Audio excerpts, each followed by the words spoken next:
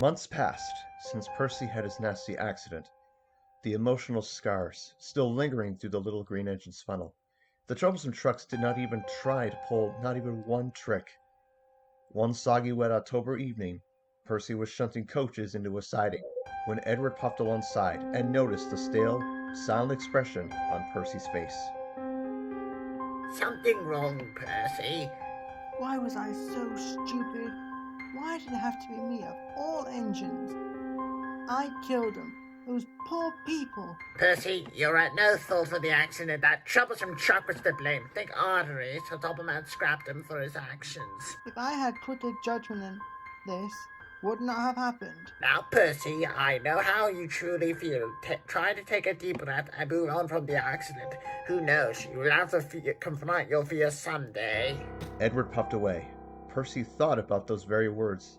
That night in the branch-line sheds, Thomas and Toby were there and saw that Percy looking glum. Are you still pained with the guilt from the spring? Percy explained everything and told them what Edward had said. Knowing my first experience with trucks, they can be troublesome but not that spiteful and well heartless. Trucks don't mess with me, Percy. Knowing your experience handling them, it may be another accident, but we have to try and move on from them, like your predicament all those years ago. Percy managed a slight smile in agreement, and soon all three engines fell asleep, not knowing who was watching through the night.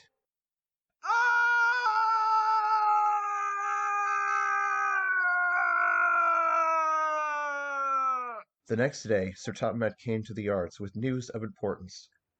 Thomas, Toby, and Percy, you three all have your usual work to do, but Percy, I have added another job to your workload. What would that be, sir? You're to take a special load of stone from the quarry on Thomas's branch line and take it to Knapwood Harbour. Then you're to take the empties back.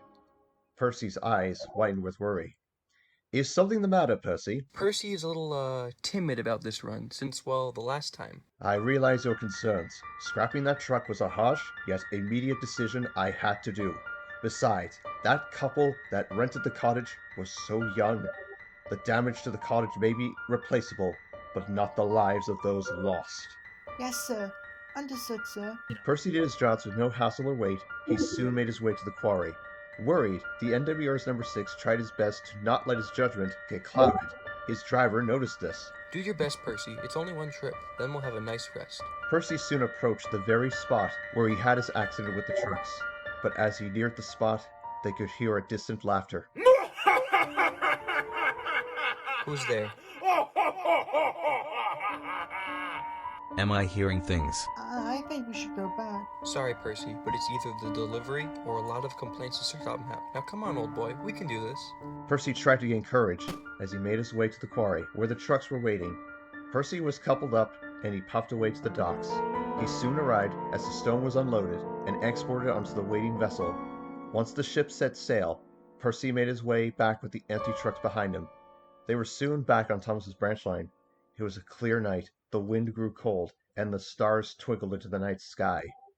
As Percy chuffed towards the quarry, they approached the accident site. Suddenly, they could hear the evil laughter again. Here we go. Suddenly, they could hear the evil laughter from before. This time it got closer. Percy shuddered, his wheels trembling with fear and anxiety. Then, through the darkness, he could see a shape materializing. Percy was horrified. It was the ghost of the evil truck. He glared angrily at Percy. Hello there, Percy! The troublesome trucks were stunned at seeing their once friend. You're worth that I was so careless and scrapping me! That was his choice, not yours. Oh, why don't you piss off before I really cause harm to you? Percy was angry. That was the last straw. Percy's crew saw this. Quickly, the brakes were locked onto the trucks, and Percy was uncoupled. He charged at the ghostly specter. The truck growled with rage. You'll pay for that! Where did he go? Got you now, Percy!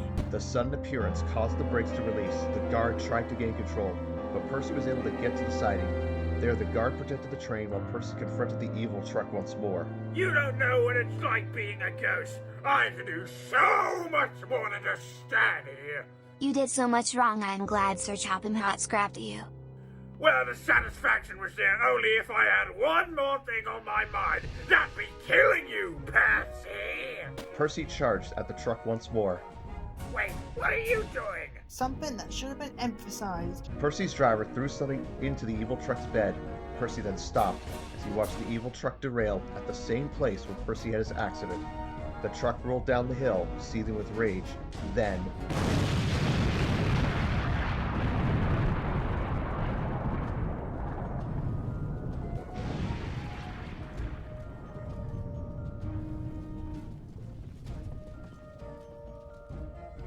This is what you deserve for trying to kill me. When the dust settled, all that remained was a crater, the charred, burning mess which was once the evil truck. Percy stared at the mess, proud and relieved. His crew were also happy for their engine. Soon Thomas arrived with the breakdown train, and Trevor, who helped clear the mess. Sir Thomas was also on site. He heard of what happened. The evil truck clearly had unfinished business, and he certainly did so. He saved us, sir. We could hear Percy standing up for himself. We heard him from the sidings. One truck was enough to deal with, but I am proud of you, Percy, for resolving a matter that had to be resolved for good. Percy had the biggest smile in months. After shunting the empty truck to the quarry, he puffed back to the yard where Thomas and Toby were there waiting. Trevor chugged alongside with Jim Cole at the helm. My Percy, you did fine work, good job. If it were not for you, we would not have heard the end of that red truck's schemes. See, Percy, I knew you would be able to overcome your fear of the trucks just like Edward told you. Percy felt very proud and went to sleep, thinking of Edward's great advice and the burden of the evil truck finally lifted from his smokebox.